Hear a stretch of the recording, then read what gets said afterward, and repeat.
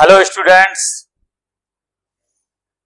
First chapter electric field के अंतर्गत अभी तक हमने विद्युत द्विध्रुव और विद्युत द्विध्रुव के लिए जो विद्युतीय व्यवहार प्रदर्शित करने वाली भौतिक राशि है विद्युत द्विध्रुव आघूर्ण, जिसे हमने पी वेक्टर से व्यक्त किया था, उसके अंतर्गत हमने विद्युत द्विध्रुव की दो स्थितियों में विद्युत क्षेत्र की गणना की, जिसमें पहली स्थिति थी अक्षीय रेखा या अक्ष और दूसरी स्थिति थी निरक्षीय रेखा या निरक्ष। निश्चित रूप से आप लोगों ने देखा कि जहां हमने अक्ष पर विद्युत क्षेत्र की गणना की, उस विद्युत द्विध्रुव के केंद्र से r दूरी पर, या निरक्ष पर भी हमने गणना की उस विद्युत द्विध्रुव के केंद्र से r दूरी पर। तो दोनों स्थितियों में हमने ये पाया कि जहां अगर हम ई अक्ष की बात करें तो वहां पर इसका परिमाण प्राप्त हुआ था 2kp/r³, और जब हमने निरक्ष पर गणना की उस समय हमें ये मान प्राप्त हुआ था इस अक्ष के मान का आधा, अर्थात kp/r³। ये दोनों मान में हमने जब सदिश की बात की तो आपने देखा कि जब अक्ष पर हमने बात की तब ई वेक्टर की जो दिशा थी वो पी वेक्टर की दिशा में थी, विद्युत द्विध्रुव आघूर्ण की दिशा में थी। अतः हमने यहाँ पर एकांक सदिश पी कैप का उपयोग किया था, जबकि निरक्ष पर जब हमने ई वेक्टर की दिशा बताई उस समय हमने यहाँ पर माइनस पी कैप, अर्थात पहले जो हमारी दिशा थी विद्युत द्विध्रुव आघूर्ण की दिशा, निरक्ष पर वही दिशा उसके विपरीत थी। अब प्रश्न यह था कि ये जो विद्युत द्विध्रुव है, ये विद्युत द्विध्रुव आदर्श कब माना जाएगा। आदर्श स्थिति में जब हम बात करते हैं तो हमने ये कहा था कि जो विद्युत द्विध्रुव है जिसमें दो आवेश हैं, दोनों आवेशों की प्रकृति विपरीत है परंतु दोनों आवेशों का परिमाण समान है, इनके मध्य का जो विस्थापन था उसे हमने 2a वेक्टर से व्यक्त किया था और इसका केंद्र हमने O माना था। आदर्श विद्युत द्विध्रुव हम उसे कहते हैं जिसमें ये जो हमारा आवेश है इसका परिमाण बहुत अधिक हो।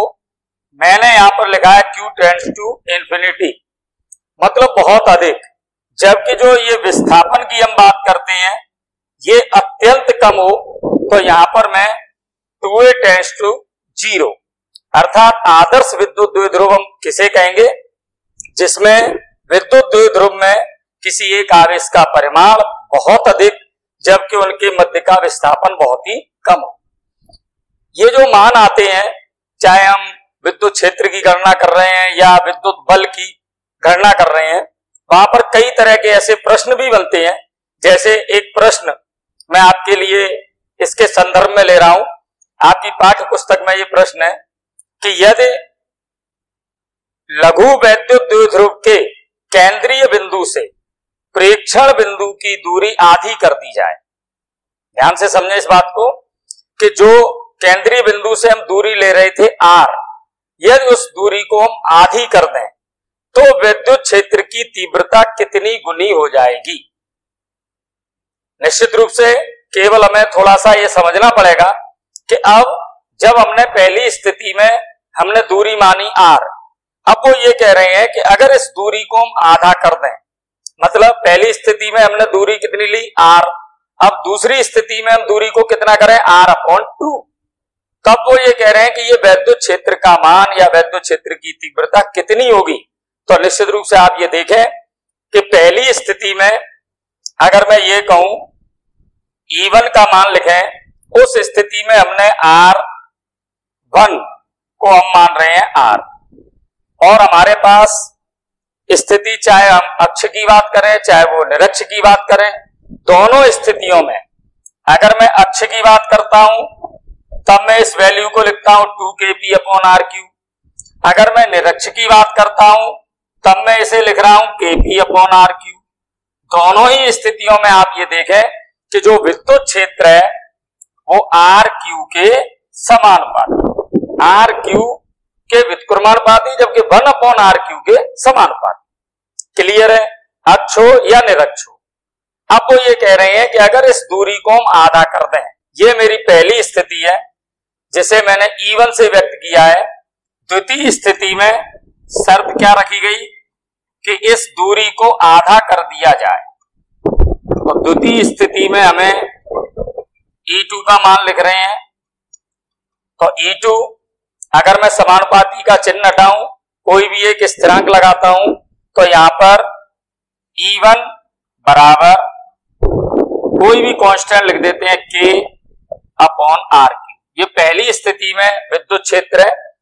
दूसरी स्थिति में स्थिरांक वही रहेगा, परंतु यहां पर जो दूरी है वो पहले की आधी अर्थात R/2। इसका अर्थ ये हुआ कि अब मुझे ये बताना है कि दूसरी स्थिति में विद्युत क्षेत्र का मान पहले विद्युत क्षेत्र के मान का कितना गुना होगा।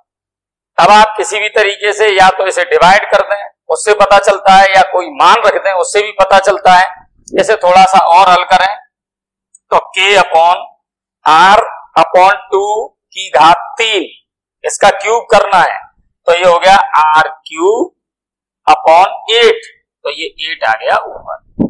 ये E2 की गणना हमने की है। हमें E2 का मान बताना है E1 के संदर्भ में। तो E2/E1 दोनों समीकरणों से मान रख रहे हैं, E1 का मान और E2 का मान। E2 का मान 8K/R3, E1 का मान K/R3। देखें K/R3 से K/R3 कैंसिल, ये मान हमारा निकला 8। हमें E2 की बात करनी थी, तो E2 बराबर 8E1। अर्थात आप समझ गए होंगे कि दूसरी स्थिति में जब हमने प्रेक्षण बिंदु की दूरी पहली दूरी की तुलना में आधी कर दी है, उस स्थिति में विद्युत क्षेत्र पहले वाले विद्युत क्षेत्र का कितने गुना हुआ है? 8 गुना। बिल्कुल इसी तरीके से ऐसा ही एक और प्रश्न जिसमें हम ये कहें कि एक वैद्युत द्विध्रुव के अक्ष पर, पहले मैंने अक्ष निरक्ष दोनों लिए थे, अब अगले प्रश्न में वो ये कह रहे हैं कि वैद्युत द्विध्रुव के अक्ष पर रखे एक बिंदुवत आवेश पर बल लगता है F। क्लियर है? बिंदुवत आवेश पर कितना बल लग रहा है? F। तब वो ये कह रहे हैं कि यदि बिंदुवत आवेश की विद्युत द्विध्रुव से दूरी दुगनी कर दी जाए, अब वो दूरी कितनी कर रहे हैं? 2 गुनी। तो उस स्थिति में इस बल पर क्या प्रभाव पड़ेगा या अब कितना बल लगेगा? और वो ये कह रहे हैं कारण भी स्पष्ट करें।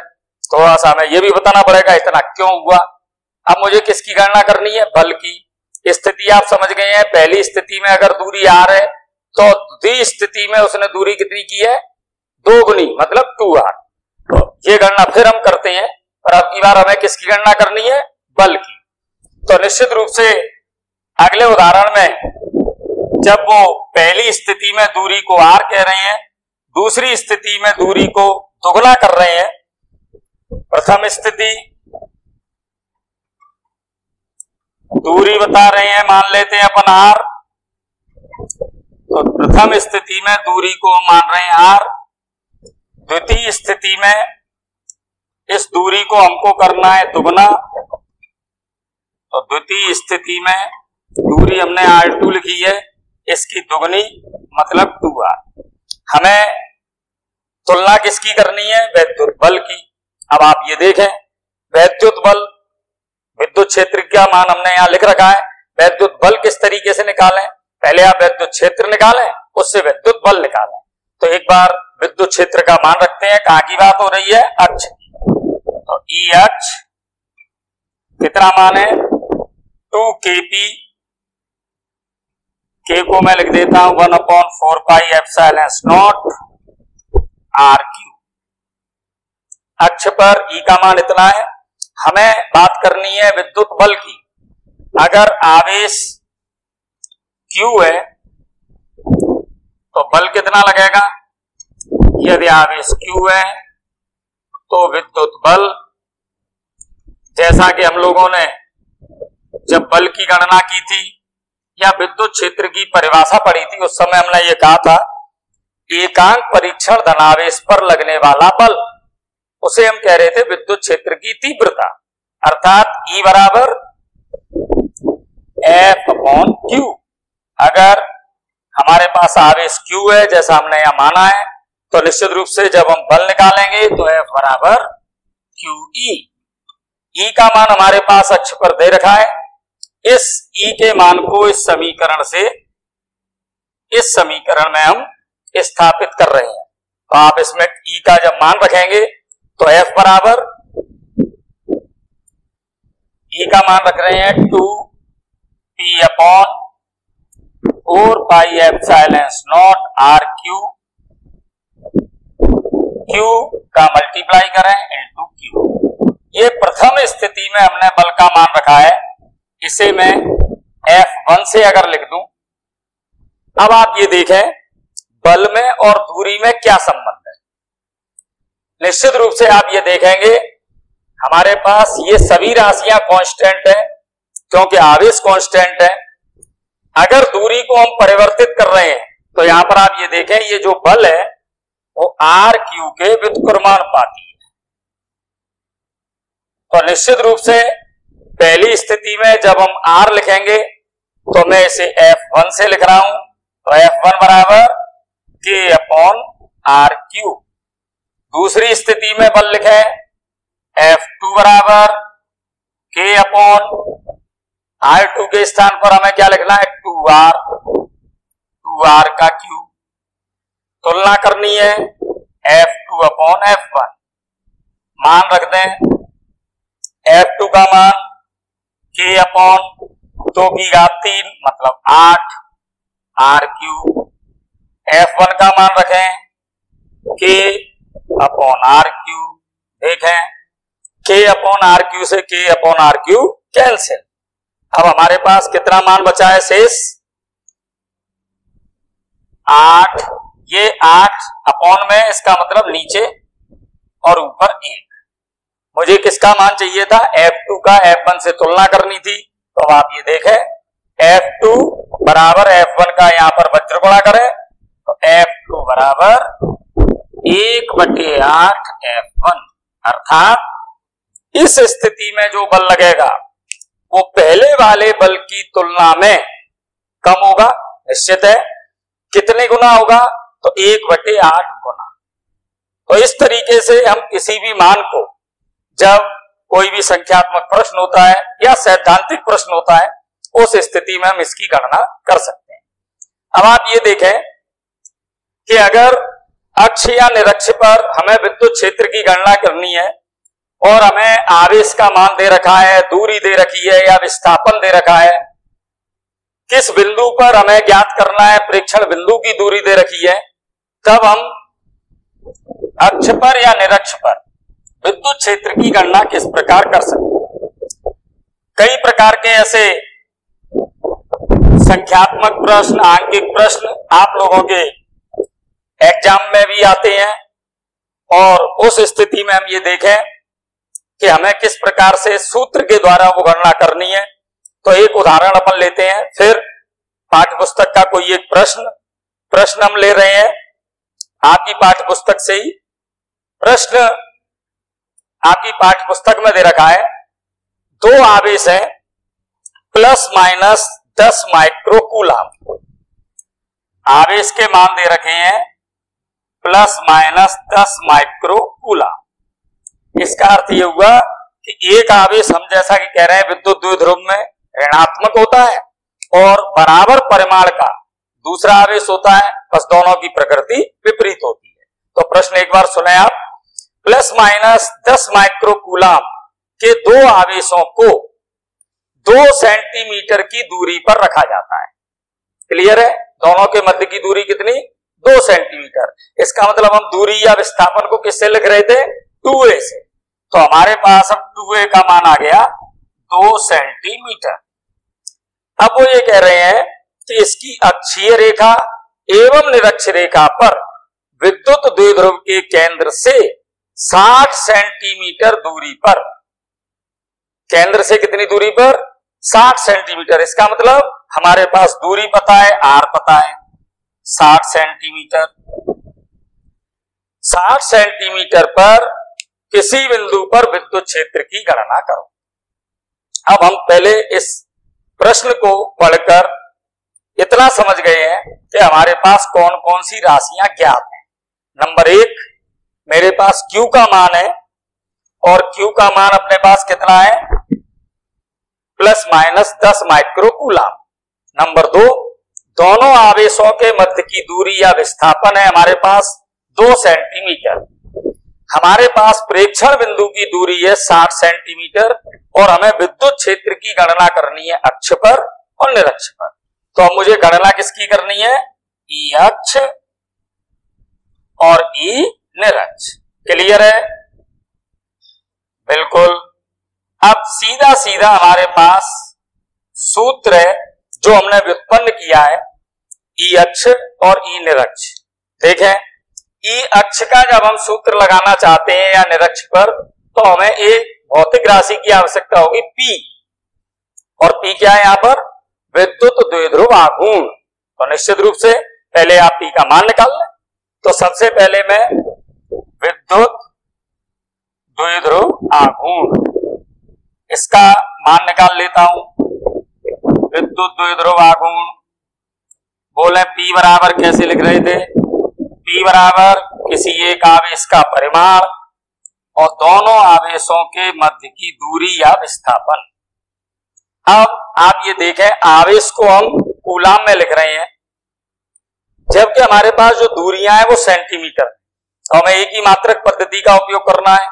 तो इस सेंटीमीटर को हम अगर NKS या SI में बदलें मीटर में, 1 मीटर में 100 सेंटीमीटर, सेंटीमीटर को मीटर में बदलें 100 का भाग, तो मैं ऐसे लिख सकता हूं 2 × 10⁻² मीटर। ऐसे ही इस R को भी हम 60 सेंटीमीटर है, तो 60 × 10⁻² मीटर। इसमें मान रखते हैं P बराबर Q × 2A। Q का मान माइक्रो, आप समझ गए होंगे, 1 माइक्रो मतलब 10⁻⁶। तो इसे भी हम 10 × 10⁻⁶ कूलम। तो यहां पर 10 × 10⁻⁶, ये हमने आवेश को कूलम में लिख दिया। इनके मध्य का जो विस्थापन है 2 सेंटीमीटर, तो 2 × 10⁻²। ये हमारे पास द्विध्रुव आघूर्ण का मान निकला है 2, 10 की घात और देखें, ये -8, ये 10 हमारे पास है, इसका मतलब 10⁻⁷ मात्रक कूलम गुणा मीटर। P का मान हमने निकाल दिया है। हमें किसकी गणना करनी थी, विद्युत क्षेत्र की। विद्युत क्षेत्र का हमारे पास सूत्र दे रखा है। कितना सूत्र है बोले एक बार, लिखा हुआ है बोर्ड पर। विद्युत क्षेत्र कहां निकाल रहे हैं, अक्ष पर। सूत्र लिखें 2 kP/R³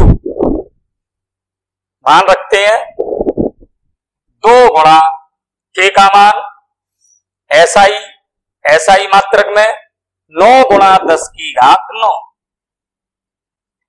P का मान हमने निकाल लिया है 2 × 10⁻⁷ अपॉन R का मान हमने मीटर में लिखा है 60 × 10⁻², या मैं इसे लिख सकता हूं 6 × 10⁻⁻1, एक ही बात है। या मैं इसे लिख सकता हूं 0.6, कैसे भी आप इसे लिख सकते हैं, जो भी आपको उपयुक्त लगे। मैं लिख देता हूं, चलो यही 6 × 10⁻1 या 60 × 10⁻²। इसकी घात कितनी, 3। बस छोटी सी कैलकुलेशन है, करें। 2 का गुणा 2 से 4, 4 का गुणा 9 से 36। क्लियर है? 10 की घात बाद में लिखेंगे। 6 की घात 3, 6 × 6 × 6, 6 × 6 36, फिर गुणा 6। मैंने इसे इसलिए, इसे हम कैंसिल भी कर देंगे। अब 10 की घात देखें, ऊपर 10 की घात कितनी है, 9, ये माइनस की कितनी है, 6, यहां पर 10 है, 10 की घात 3 है, इसका मतलब 3, तो माइनस की यहां कितनी बची, 3। समझ रहे हैं आप? ये 10 की घात 1 है, तो प्लस की कितनी हुई नीचे, 3, माइनस की कितनी हुई, 6, तो हमारे पास नीचे माइनस की बची 3, तो ऊपर जाएगी तो वो किसकी हुई, प्लस की, तो 10 की घात 3 वो, और यहां पर बची थी 2, तो 10 की घात कितनी लिखूं मैं, 5। क्लियर है। 10 की घात में एक बार और अच्छी तरह से आप कंफर्म हो, ऊपर प्लस की 9 है, नीचे अगर मैं इसे 0 को हटा भी दूं तो 10 की घात सीधी सीधी -1 रहती है, -3 होती है, 3 और 2 5। नीचे हमारे पास 6 गुणा 6 गुणा 6 है, 36 से 36 कैंसिल, 6 का भाग देना है। अगर मैं यहां पर एक 10 ले लूं इसमें से, तो मैं इसे लिख सकता हूं 10/6 गुणा 10 की घात 4। 6 का भाग दे सकते हैं, 2 से काट भी सकते हैं, तो हम 2 से अगर काटते हैं तो 5/3, तो निश्चित रूप से 3 का भाग 5 में अगर आप देते हैं, 3 एकम 3 बचे 2, दशमलव लगा दिया, 20 हो गए, 6 बार 18, फिर 2 बचे, फिर 6 6, तो मैं इसे 6 7 कर देता हूं और 10 की घात 4। विद्युत क्षेत्र का मात्रक जानते हैं, बोले एक बार, 2 तरह से मात्रक हमने लिखे थे, न्यूटन प्रति कूलम या वोल्ट प्रति मीटर। तो न्यूटन प्रति कूलम, ये हमने विद्युत क्षेत्र की गणना कहां की है, अक्ष पर। इसी तरीके से अगर मैं निरक्ष पर करना चाहूं तो या तो मैं इस सूत्र का उपयोग करूं या फिर और कोई तरीका आप बताएं मुझे। निश्चित रूप से आप समझ गए हैं कि निरक्ष पर जो विद्युत क्षेत्र होता है वो अक्ष के विद्युत क्षेत्र का आधा। इसका मतलब जो हमने अक्ष पर विद्युत क्षेत्र की गणना की है इसका आधा, बस अक्ष पर हम गणना कर चुके हैं।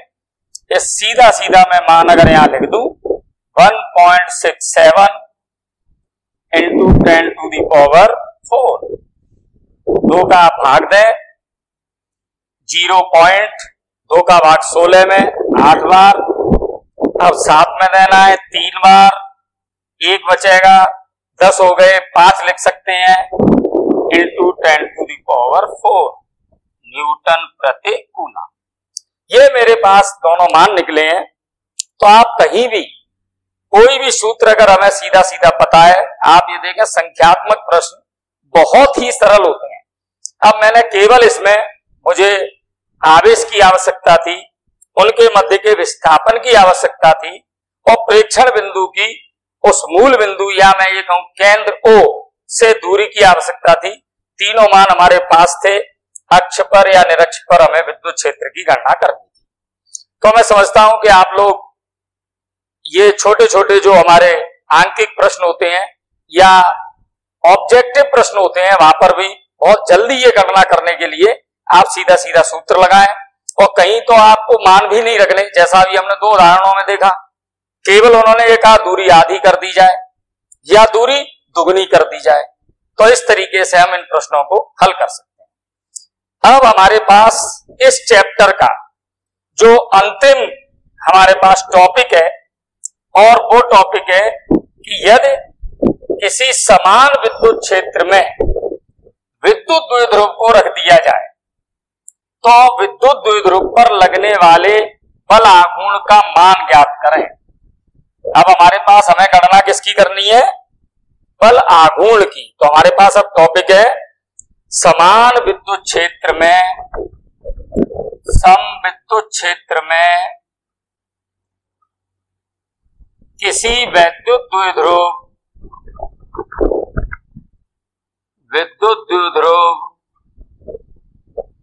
पर कार्यरत बल आघूर्ण। हमें अब बल आघूर्ण की गणना करनी है। अब इस बल आघूर्ण की गणना करने के लिए कुछ हम स्थिति लेते हैं।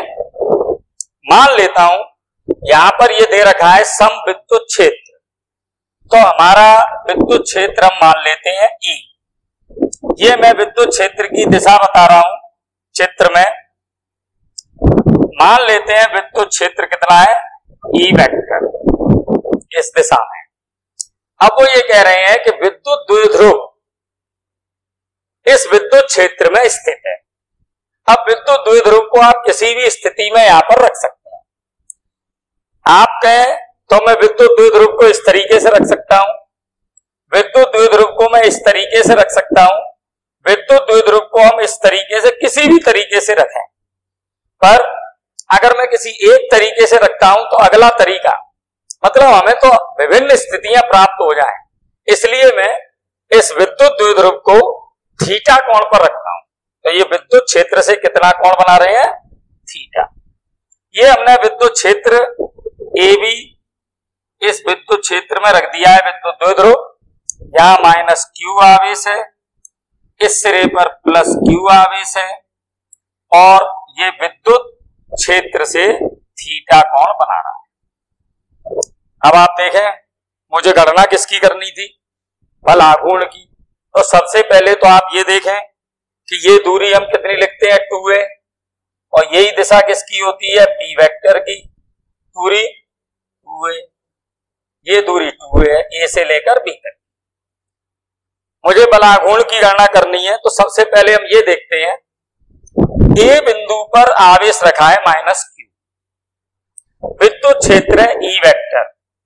तो निश्चित रूप से इस पर जो बल लगेगा माइनस आवेश पर वो विद्युत क्षेत्र के विपरीत लगेगा, क्योंकि हमने विद्युत क्षेत्र के कारण जो बल लिखा है माइनस क्यू पर माइनस क्यू ई वेक्टर। तो आप दिशा समझ गए होंगे, ई वेक्टर की दिशा के विपरीत। तो ये दिशा आपकी हो गई बल की। ये इस पर बल लगा है। अगर मैं केवल इसके परिमाण की बात करूं तो इस एफ वेक्टर का परिमाण क्यू ई। क्लियर है? अब आप आ जाए प्लस क्यू आवेश पर। अगर प्लस क्यू आवेश पर मैं ये बल की गणना करूं तो ये कितना होगा? Plus Q E vector. अब दिशा क्या होगी? विद्युत क्षेत्र की दिशा में। ये दिशा हो गई बल की। क्लियर है? एक बल इसे मैं F1 लिख देता हूं, इसे F2 लिख देता हूं, परंतु आप देखें दोनों का परिमाण कैसा? समान, क्यू ई वेक्टर। क्लियर है? अब आप ये देखें अगर मुझे टोटल बल निकालना है, कुल बल, इस विद्युत द्विध्रुव पर लगने वाला कुल बल, अगर मैं कुल बल की गणना करता हूं F वेक्टर तो F1 vector plus F2 vector. इस F1 को हम minus Q E vector,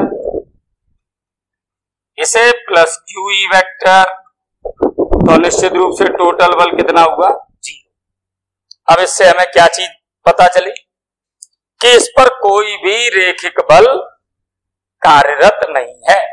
total जो बल है, परिणामी जो बल है वो शून्य है, और परिणामी बल शून्य, इसका अर्थ अब इसमें कोई भी स्थानांतरणीय गति, रैखिक गति नहीं होगी। तो एक बात हमने ये निकाली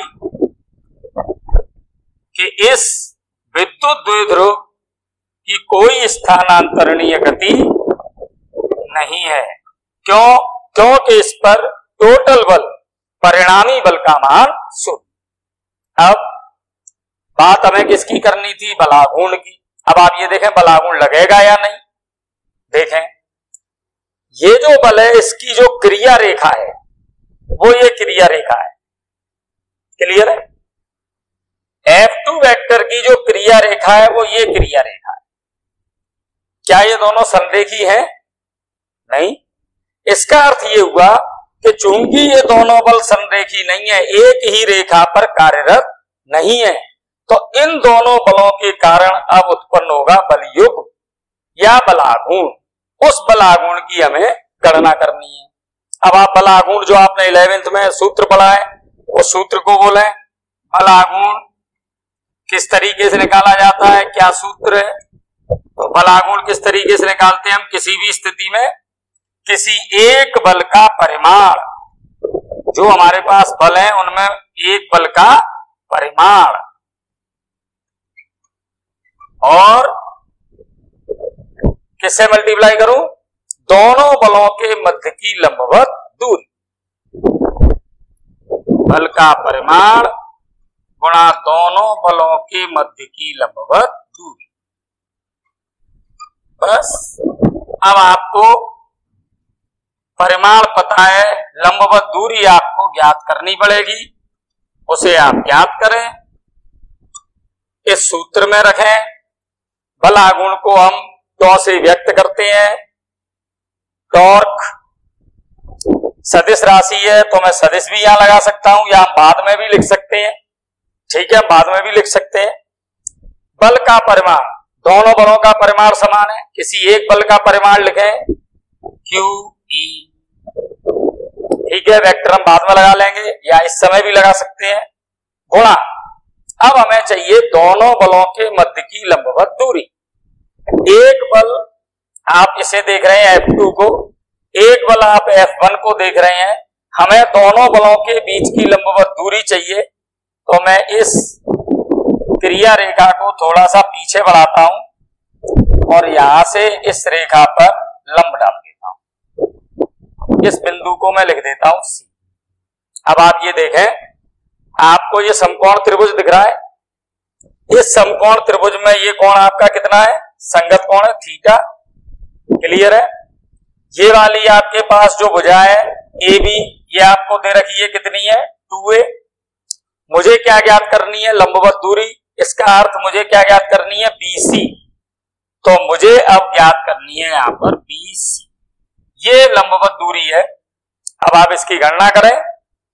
इस समकोण त्रिभुज में AB कर्ण, AC आधार और BC लंब। क्लियर है? मुझे क्या ज्ञात करना है? लंब। दे क्या रखा है हमारे पास? कर्ण। तो लंब और कर्ण के लिए त्रिकोणमितीय अनुपात में सोचे क्या होता है? लंब और कर्ण साइन थीटा। बिल्कुल, आप यहां पर साइन थीटा का मान निकालें। साइन थीटा बराबर लंब अपॉन कर्ण। लंब का BC, कर्ण AB, मान लिख देता हूं मैं। BC का हमें मान ज्ञात करना था और AB का मान हमारे पास कितना है? 2। इसका अर्थ अगर मैं वज्र गुणा करूं तो BC बराबर 2a साइन थीटा। ये हमारे पास जो BC का मान आया है हम इस समीकरण में रख रहे हैं। तो BC का मान समीकरण नंबर भी डाल सकते हैं समीकरण 1 में रखने पर। तो टॉर्क टो बराबर QE गुणा 2a साइन थीटा। क्लियर है? देखें, इस समीकरण में आपको ये दिख रहा होगा, ये आवेश Q, विस्थापन दोनों आवेशों के मध्य का 2a। इसे हम एक और भौतिक राशि से व्यक्त करते हैं और वो भौतिक राशि क्या थी? Q into 2a। विद्युत द्विध्रुव आघूर्ण P, तो PE साइन थीटा। हमने P किसके स्थान पर लिखा है? Q into 2a। Q into 2a बराबर क्या है? P।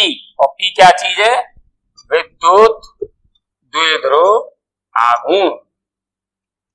इसका अर्थ ये हुआ हमारे पास अब जो सूत्र प्राप्त हुआ है, टॉ का मान प्राप्त हुआ है, वो प्राप्त हुआ है टॉ बराबर PE साइन थीटा।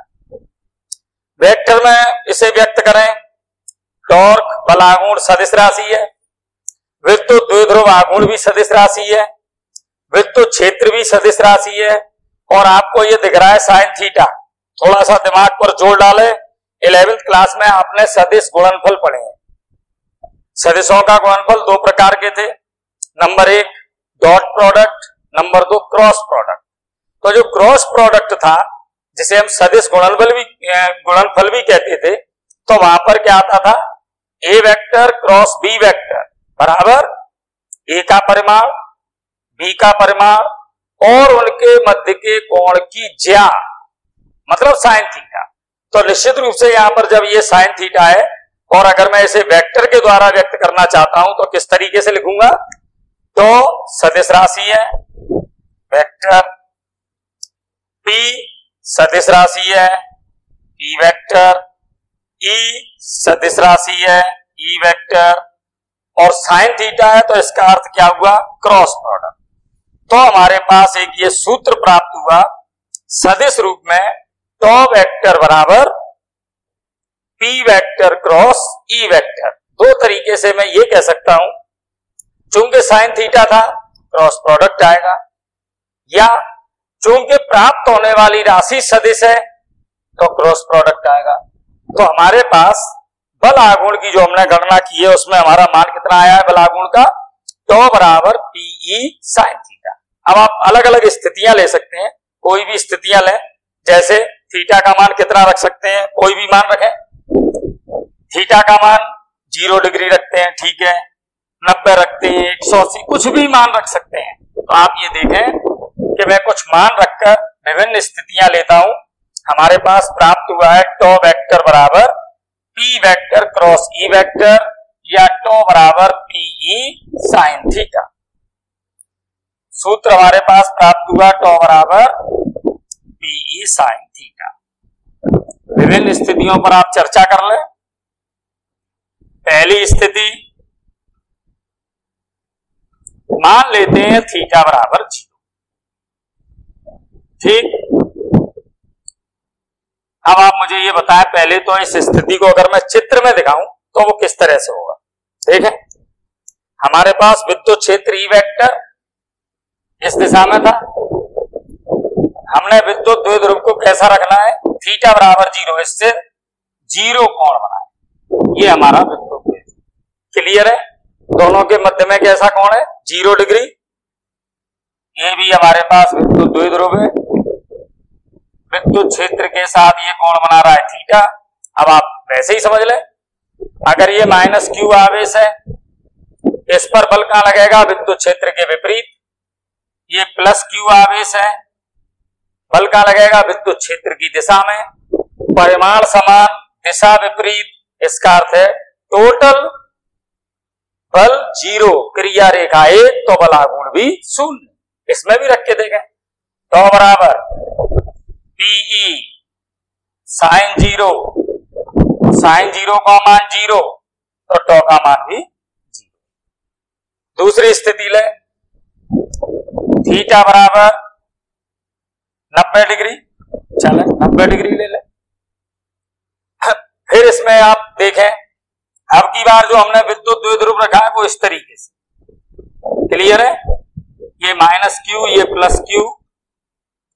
अब जो बल लग रहे हैं, एक विद्युत क्षेत्र के विपरीत, एक विद्युत क्षेत्र की दिशा में।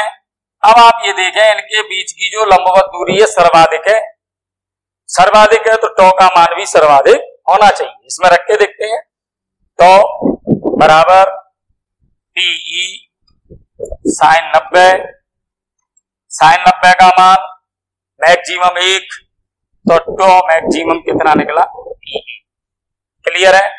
अगर मैं थीटा का मान 180 डिग्री रखूं, कोई भी मान आप रखें, 180 डिग्री, 90 डिग्री, 0 डिग्री, 180 डिग्री रखें। तीसरी स्थिति ले लेते हैं, थीटा बराबर कितना, 180 डिग्री।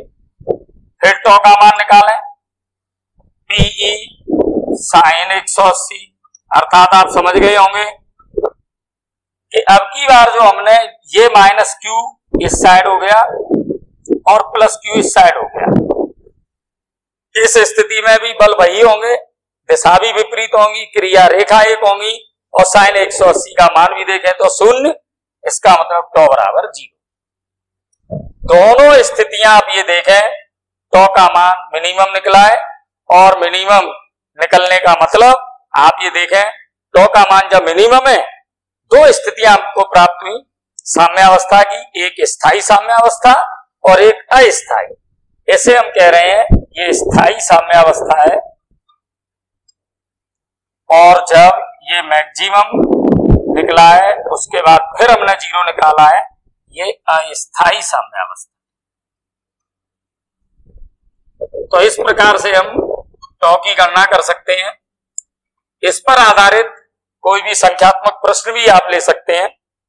एक संख्यात्मक प्रश्न लेते हैं, आपकी पाठ्य पुस्तक का ले लेते हैं, और छोटा सा अपने पास सूत्र है बल आघूर्ण का, टॉ बराबर पीई साइन थीटा। क्लियर है? एक प्रश्न ले लेते हैं। प्रश्न ये है कि दो आवेश हैं, 1000 माइक्रोकूलम प्लस और 1000 माइक्रोकूलम माइनस। ये परस्पर 2 मिलीमीटर दूर स्थित है। क्लियर है? विद्युत द्विध्रुव बन गया। इस विद्युत द्विध्रुव को 15 × 10⁴ न्यूटन प्रति कूलम विद्युत क्षेत्र में रखा जाए 30 डिग्री के कोण पर, तो विद्युत द्विध्रुव पर कार्यरत बल आघूर्ण की गणना करें। अब मुझे इसे करने की आवश्यकता नहीं है, आप सीधा सीधा समझें। आवेश कितना था? 1000 माइक्रो कूलम। क्लियर है? क्लियर है। दूसरा, दोनों के बीच का विस्थापन कितना था, मतलब 2a कितना था? 2 मिलीमीटर। मीटर में चेंज कर लेंगे, 2 गुणा 10⁻³ मीटर। क्लियर है। कोण कितना दे रखा है? Theta 30 degree. विद्युत क्षेत्र कितना दे रखा है? 15 गुणा 10⁴ न्यूटन प्रति कूलम। क्या आप इन मानों को आपको सीधा सीधा इसमें रखना है। P Q गुणा 2a जो आपको दे रखे, आवेश दे रखा है, दोनों के बीच का विस्थापन है, विद्युत क्षेत्र दे रखा है, थीटा हमें 30 दे रखा है, साइन 30 का यहां पर मान रखेंगे, कितना होता है? 1/2। तो इस तरीके से हम बल आघूर्ण की गणना कर सकते हैं। तो निश्चित रूप से यह संख्यात्मक प्रश्न की बात हो या सैद्धांतिक बात हो, आप ये देखें इस बल आघूर्ण का उपयोग न केवल इस चैप्टर में, आप कई जगह जब बल आघूर्ण की गणना करेंगे तो आप ये पाएंगे, चूंकि बल आघूर्ण सदिश राशि है तो निश्चित है कि टॉ का मान जब प्राप्त होगा तो यहां पर साइन थीटा अवश्य होगा, क्रॉस प्रोडक्ट अवश्य होगा। तो आप ये बातें जो छोटी छोटी जो फाउंडेशन की बातें, ये बात आप ध्यान रखेंगे तो आप ये समझेंगे कि अगर कहीं कॉस थीटा आ रहा है तो किस तरीके से मुझे ये साइन थीटा में कन्वर्ट करना है। आने वाले चैप्टरों में इस तरह की भी बातें होंगी। तो मैं समझता हूं इस चैप्टर में आप लोगों को सैद्धांतिक रूप से पूरी तरह से आप इन बातों को जब समझ गए हैं, इनकी गणना कर चुके हैं, तो हम आंकिक प्रश्नों को भी बहुत सरलता से हल कर सकते हैं। वो सैद्धांतिक प्रश्न जो इस चर्चा के दौरान प्रत्यक्ष रूप से प्राप्त नहीं हुए, उनका भी हम सोचकर कहीं ना किसी से संबंध निकालकर उनका भी मान ज्ञात कर सकते हैं। तो अगले में हम कुछ ऐसे प्रश्न भी ले लेते हैं जिससे आप उन आंकिक प्रश्नों को या सैद्धांतिक प्रश्नों को हल कर सकते हैं। Best of luck. Thank you.